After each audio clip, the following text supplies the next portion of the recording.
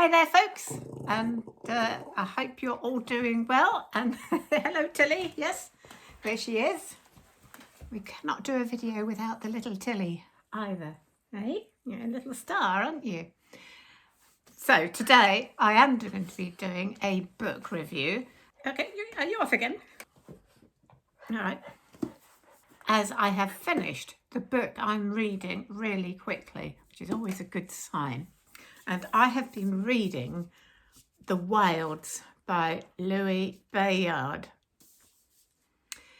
This is a novel about Oscar Wilde's family and how the circumstances surrounding his trial and the ruin of his career affected his family, his wife and his children. For obvious reasons, it's a really, really sad tale, and yet it's so beautifully written, you cannot help but want to keep reading. It's extremely well researched, and it's told in a very, very sympathetic, compassionate, and a warm-hearted way without at any time being at all sentimentalized. And it's fairly recent. It was only published in 2024. And my niece bought me this for, I think it was Christmas last year. And I've been really looking forward to reading it, and I'm so glad I have now. Now, for those of you who don't know the background history of this, I'll just fill you in a little bit on that. As you probably know, Oscar Wilde, despite being married and having children, he was a homosexual. But at a time when homosexuality was illegal, and not only that, but any knowledge of a man having that kind of relationship with another man was absolutely scandalous to Victorian eyes and could completely ruin a person. At the time that this book begins, Oscar Wilde met and started having a relationship with Lord Alfred Douglas, the son of the Marquis of Queensberry. When the Marquis of Queensberry wrote some bad things about Oscar Wilde, and Oscar Wilde made the terrible decision to try and take him to court for libel. You know, in hindsight, this was a terrible decision because with Oscar Wilde's nature coming out in the courts and in the general public, it was very obvious that things were going to go against him and not the Marquis of Queensberry. And Wilde ended up going to prison and being an exile from England, his career in ruins. But not only him, but it also affected his wife and children. And this is what this book, this novel, is about. Most of the book is through the viewpoint of his wife, Constance. And then towards the end of the book, we get the viewpoints also of his two sons, Cyril and Vivian. While the book doesn't go into too much detail about the whole court case, which I'm rather glad about, because I think that would have been quite tedious in a novel. It touches on it sort of in after the first part. It does look at very deeply how this whole situation affected his wife and his two sons. And it really is quite heartbreaking. And we start the novel at a point where the family are on holiday in Norfolk, and it's at that point that an acquaintance of Oscar's, Lord Alfred Douglas, comes to join them on holiday. And it is throughout that holiday that Constance begins to realise the nature of the relationship between the two men. Then a decision is made about her relationship with Oscar. And then we get the little bit about the court case and then the aftermath. I don't know if you know anything about the history of these people. Constance was not a well woman.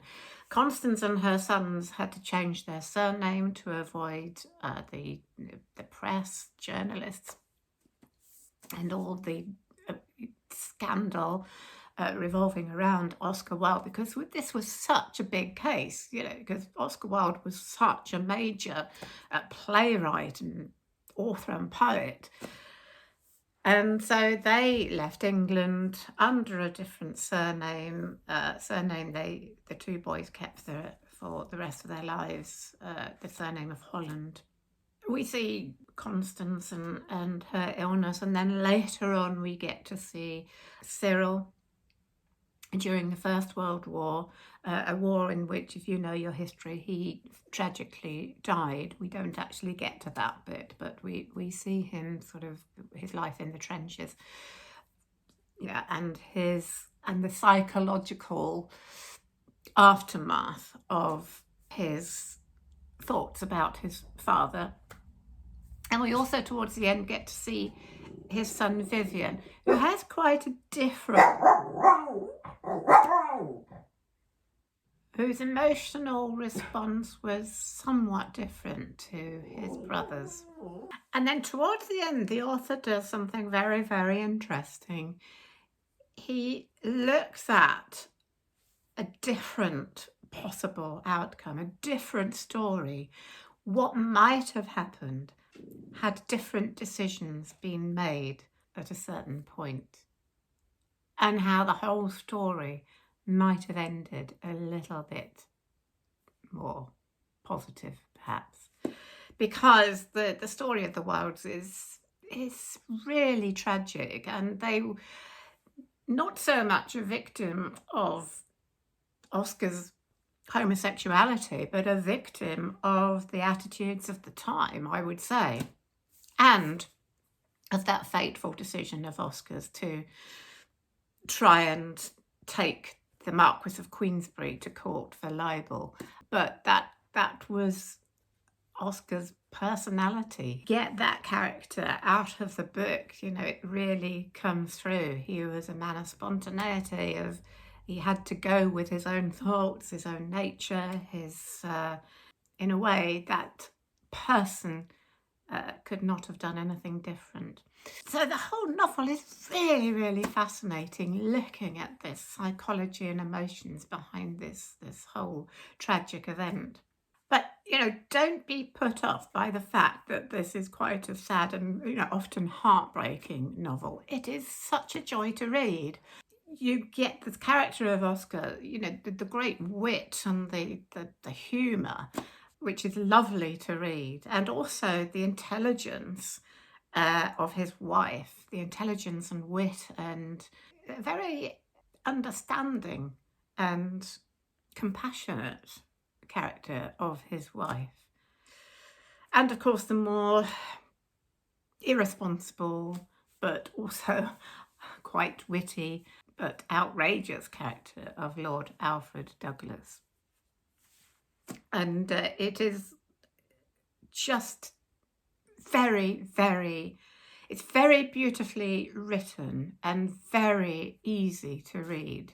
The chapters are also quite short, most of them, which always helps too, I find. As I say, it's very well researched. In fact, the author was in communication with Oscar Wilde's grandson, Merlin Holland, who was Vivian's son. So, he got a lot of detail from him.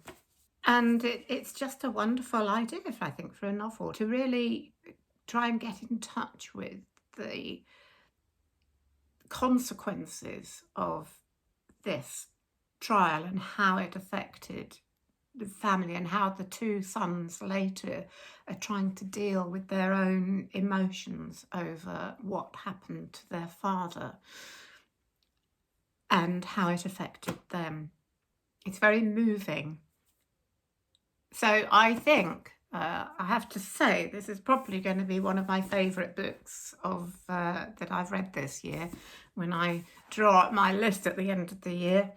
And I really recommend it, especially if you are at all interested in the life of Oscar Wilde and in his family and all of that historical period. So yes, highly recommended. The Wildes by Louis Bayard. The book I'm going to read next, I don't know much about this. This will be my next book review. It's called Good Behaviour. It's by Molly Keane. As I say, I don't know much about it. I didn't buy this myself. It's been knocking around in my bookcase for a while, so I'm assuming it's one of those books that belonged to my mother. And it was published in 1981. So as I don't know much about it, I'll just read you a bit from the back. Behind the gates of Temple Alice, the aristocratic Anglo-Irish St. Charles family sinks into a state of decaying grace. To Arun St. Charles, large and unlovely daughter of the house, the fierce forces of sex, money, jealousy and love seem locked out by the ritual patterns of good behaviour. But crumbling codes of conduct cannot hope to save the members of the St. Charles family from their own unruly and inadmissible desires. So this sounds really quite fun and interesting. The bookseller called it a witty black comedy of manners. So yeah, so this, I'm really looking forward to reading this, and I shall be reviewing it as soon as I've finished it. What about my next video? Well, autumn is upon us, I think, so it is definitely time for my list of books to read in autumn, or if you're in America, the fall. So that is what I'm going to be doing next week. And here's a thought. I don't discuss books that I haven't actually read myself. But if you have any suggestions for books that are great to read in the autumn, then do let me know. And if I have read it, then I'll try and put it on the list. I try not to repeat the same ones that I've done the past year and the year before, but there might be a few of the books that I've mentioned before. But hey, if you're new to the channel, that won't matter, will it? And if you are new to the channel, please don't forget to subscribe and like and comment and all of those things, because it really does help my channel to grow. But most importantly of all, that means that you will hear me talk about book reviews, book lists, themed book lists, discussions about authors, and any other bookish topic that happens to come my way. And I'm always open to suggestion too, if you want to suggest a theme for a video. So, Tilly, are you coming to say goodbye? I'm going to get your dinner in a minute. Here she comes. She heard the word dinner, you see. Yeah. So, from me and Tilly, have a great week, everybody, and I will see you again very soon. All right, off she goes to the kitchen for dinner. Bye for now.